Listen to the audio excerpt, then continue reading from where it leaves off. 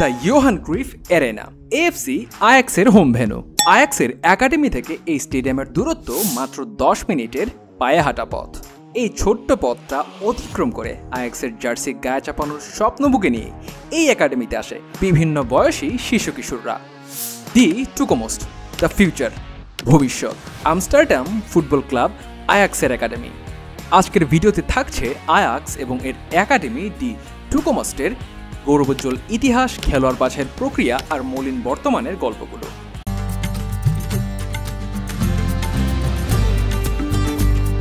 দি টুকোমোস্টের শুরুটা আজ থেকে প্রায় 124 বছর আগে 1900 সালের 18 মার্চ নেদারল্যান্ডসের আমস্টারডামে প্রতিষ্ঠিত হয় আয়াক্সের এই একাডেমি। এই মুহূর্তে একাডেমির ধারণ ক্ষমতা প্রায় 5000। একেবারে 5 বছরের শিশু থেকে সদ্য কৈশোরোত্তীর্ণ 19 বছরের তরুণও রয়েছেন এই একাডেমিতে।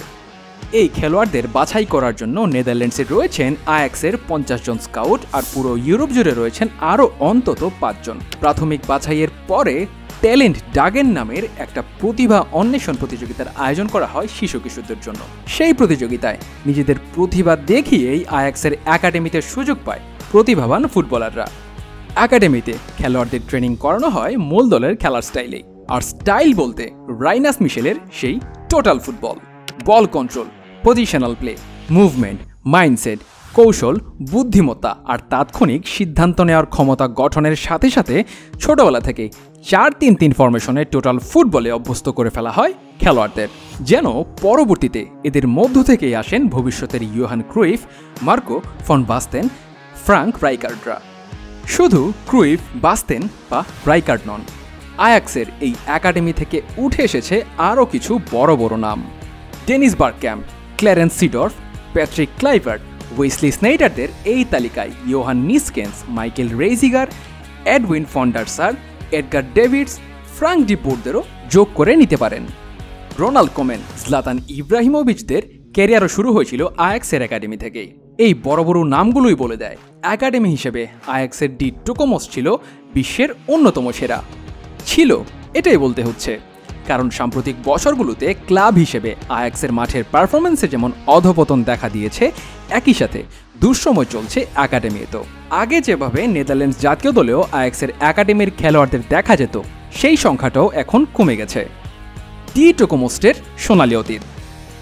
এখন পর্যন্ত বড় মঞ্চে নেদারল্যান্ডসের সাফল্য বলতে 1988-এর ইউরো জয়।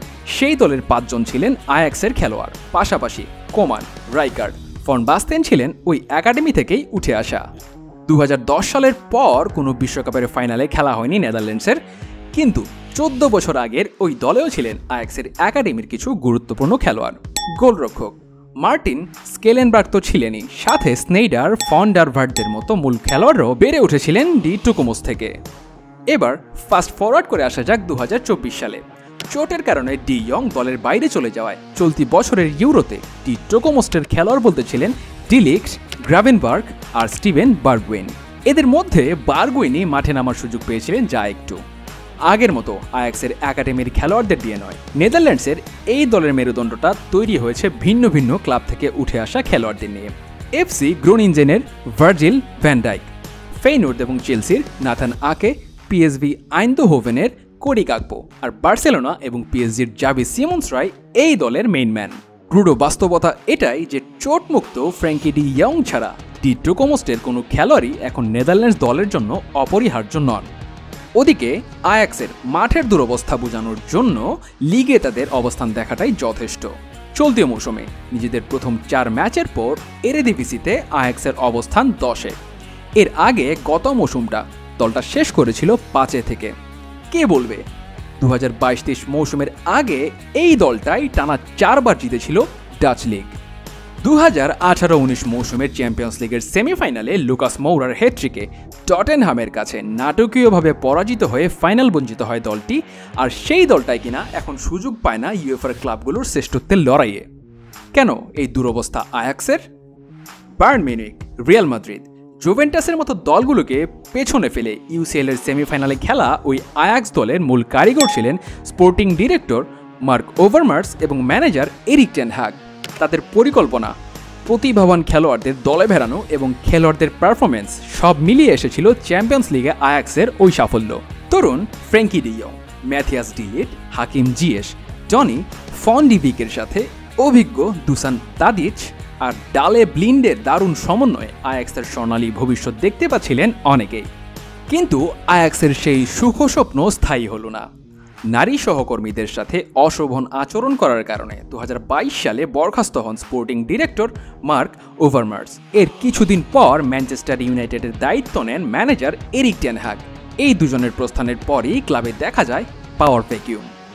কর্মক্ষেত্রের যোগ্যতায় ওভারমার্সের সমমানের কাউকে খুঁজে পাওয়া গেল না। যাদেরকে নিয়োগ করা হলো তাদের প্রায় প্রত্যেকেই ছিলেন অনভিজ্ঞ এবং অদক্ষ। সদ্য লিগ জেতার দলটার অধঃপতন শুরু তখন থেকেই। ততদিনে ডি ইয়ং, ডিলিট, ডিবিক, ডেস্টের পর বিক্রির খাতায় নাম লিখিয়েছেন অ্যান্টনি, লিসান্দ্রো মার্তিনেজ, সেবাস্টিয়ান হালার, ব্রায়ান গ্রাভেনবাখরা। ওই তালিকায় পরের মৌসুমে যুক্ত হন এডসন আলভারেজ, হাকিম জিয়েশ, মোহাম্মদ কুদুস আর ক্যাসপার ডলবার্গরাও।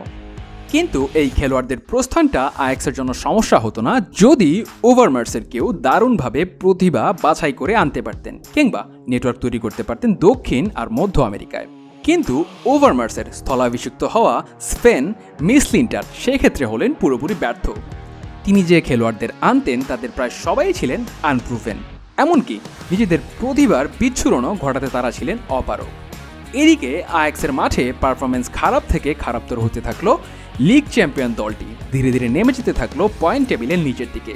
ইউএফএ চ্যাম্পিয়ন্স লিগ থেকেও নাম কাটা গেল। সব মিলিয়ে নিদারুণ অর্থনৈতিক সংকটে পড়ে গেল আয়াক্স। আর ওদিকে টেলিভিশন সত্ত্বের কারণে এরিদিভিসি থেকেও খুব বেশি অর্থ আসে না। 2022-23 মৌসুমে টিভি রাইটস রেভিনিউ থেকে মাত্র 10 মিলিয়ন ইউরো পায় আয়াক্স। তুলনার স্বার্থে বলে রাখা, ওই মৌসুমে লা লিগা থেকে একই খাতে রিয়াল মাদ্রিদ এবং বার্সেলোনা পেয়েছিল যথাক্রমে 155.79 ও 155.1 মিলিয়ন ইউরো। এসব কারণে ক্লাবের বাড়তি আয়ের জন্য প্রতিভাবান খেলোয়াড়দের বিক্রি করার প্রয়োজন হয় আয়াক্সের। কিন্তু পাশাপাশি নতুন খেলোয়াড়দের পারফরমেন্স আশানুরূপ না হওয়ায় নেতিবাচক প্রভাবটা পড়ে মাঠের পারফরমেন্সে। চলমান এই দুঃসময়ে আয়াক্স আরও একবার শরণাপন্ন হয়েছে নিজেদের একাডেমির। স্কোয়াডে থাকা তরুণ defender Jorrel Hato, midfielder Kenneth Taylor, Davy Klaassen, forward Julian Rijkhoff প্রত্যেকেই উঠে এসেছেন ডি টোকোমোস থেকে। আর ইতিহাস যেমনটা বলে, আয়াক্সের হারানো সুসময় ফিরিয়ে আনতে হলে এগিয়ে আসতে হবে ওই ডি টোকোমোসকেই।